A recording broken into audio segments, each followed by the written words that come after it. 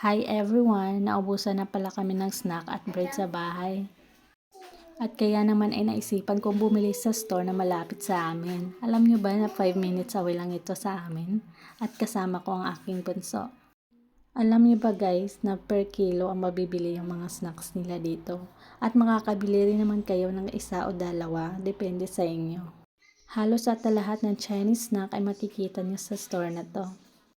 At kahit sa iba-ibang lugar ay ang store na to ay napakasikat. At marami kayong makikita kahit saan kayo pumunta dito sa China. Naglibot-libot pa nga kami ni Bonso baka kasi may magustuhan pa siyang iba.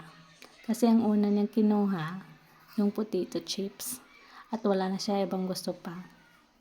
Naghanap din pala ako para sa akin. Pero naalala ko meron pa pala ako dun sa bahay. Kadalasan binibili kong snack para sa sarili ko ay mga maanghang. May mga Oishi products din pala sila dito, like onion rings at iba pa. At marami din silang maaanghang dito ng mga snacks na napakasarap talaga. Pero depende din sa panlasa nyo. Pero sa akin, masarap na siya. At sa mga candy, na syempre ay bawal sa mga bata. In fairness, yung mga candies nila ay napakasarap. Marami din silang mga biscuits dito.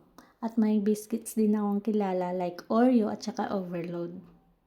At yun nga guys, nakabili na tayo at yung bread na lang at saka dalawang snacks yung nabili namin ng aking bunso. Tignan natin at magkano ang nabili namin. At i-convert namin to into piso. At para malaman nyo kung mahal ba o mura dito sa China. Ito pala yung total na nabili namin, 54.25 yuan or RMB. At makikita nyo sa screen kung magkano siya into peso. Ito pala lahat na nabili namin sa 54.25. Sulit ba or hindi?